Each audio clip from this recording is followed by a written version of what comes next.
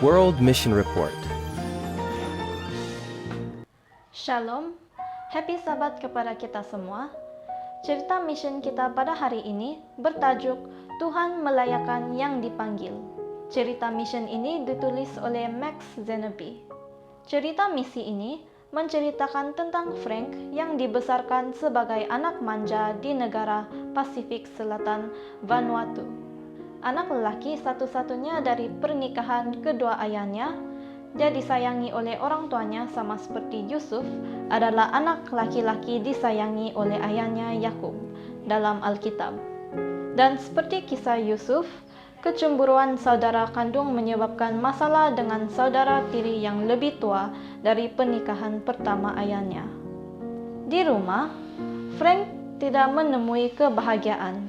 Walau bagaimanapun, akhirnya Frank menemukan kegembiraan ketika belajar di Akademi Advent Aure setempat.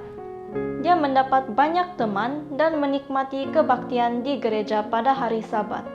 Namun, ketika di sekolah menengah, ia jatuh sakit dan dirawat di hospital. Orang tuanya khawatir dia akan mati, lalu memutuskan untuk menahannya di rumah ketika dia meninggalkan hospital. Itu adalah akhir dari pendidikan Frank. Dia tidak pernah menyelesaikan sekolah menengah. Frank bergabung dengan anak laki-laki desa lainnya untuk menjadi anak desa biasa.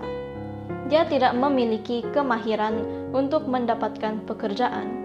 Ketika ayahnya meninggal, saudara tirinya yang lebih tua mewarisi harta itu, meninggalkan Frank tanpa apa-apa.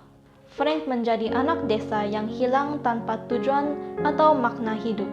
Satu hal yang dinikmati Frank di Akademi Advent Aure adalah kelas pertukangan. Dia telah belajar cara membuat perabot. Mengingat kelas pertukangan, ia mulai mencari nafkah dengan membina perabot kecil dan rumah-rumah kecil di desanya. Tahun demi tahun berlalu, dan Frank menikah serta memiliki anak. Dia berhenti membuat perabot dan hanya bergantung kepada ibu dan mertuanya untuk menyara keluarganya. Dia dan istrinya selalu bergaduh karena istrinya menyuruhnya mencari pekerjaan untuk menyara anak-anak mereka. Suatu malam dalam keputusasaan, Frank bertelut dan memohon bantuan Tuhan. Tolong beri saya kesempatan untuk membuktikan diri. Dia berdoa. Tidak lama kemudian, seorang kakak tirinya bernama Ken menawari Frank pekerjaan pertukangan di kebun kelapa dan koko. Frank bersyukur kepada Tuhan atas pekerjaan itu. Tidak lama selepas itu, Frank bekerja di sebuah kilang mengetin sebagai pekerja penyelenggaraan. Kemahirannya menarik perhatian atasannya. Ketika kilang mengetin muflis, penyelia perusahaan itu memulakan perniagaannya sendiri dan menawarkan Frank untuk bekerja dengannya dalam membuat perabot dan membina bangunan komersial.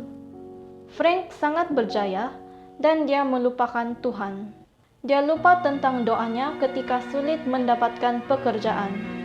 Pada suatu malam, ketika Frank tidur, dia bermimpi melihat neneknya menyampaikan pesan ilahi.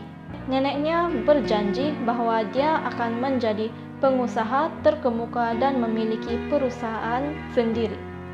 Tetapi dengan syarat, dia harus setia kepada Tuhan. Mimpi itu mengejutkan Frank, dan dia memutuskan untuk memberikan hatinya kepada Tuhan. Dia mulai pergi ke gereja setiap hari Sabat. Dalam beberapa tahun, mimpinya menjadi kenyataan. Frank menjadi pemilik perusahaan pembinaan dan bengkel tukang kayu yang sukses bersama dengan tim pekerjanya. Mengingat keinginannya untuk setia kepada Tuhan, ia kembali ke desa asalnya untuk berdamai dengan semua saudara tirinya yang lebih tua dan untuk berdamai dengan seluruh keluarganya. Dia menemukan bahwa saudara tirinya telah membangun sebuah gereja Advent kecil menggunakan bahan bangunan tempatan. Maranatha ASI telah menyumbangkan bahan pembinaan untuk membangun gereja dalam program One Day Church, tetapi strukturnya belum selesai. Frank turun tangan untuk membantu merancang dan membangun gereja yang lebih besar. Frank merasa senang membangun rumah untuk Tuhan. Dia ingin berbuat lebih banyak. Jadi, dia memulai pelayanan untuk memperbaiki dan menyelesaikan gereja yang belum selesai di 83 pulau di Vanuatu. Ketika ini, Frank membantu dalam keuangan untuk proyek gereja melalui perniagaannya dan sebagai ketua jemaat di gereja desa Bora Bora, Pulau Santo.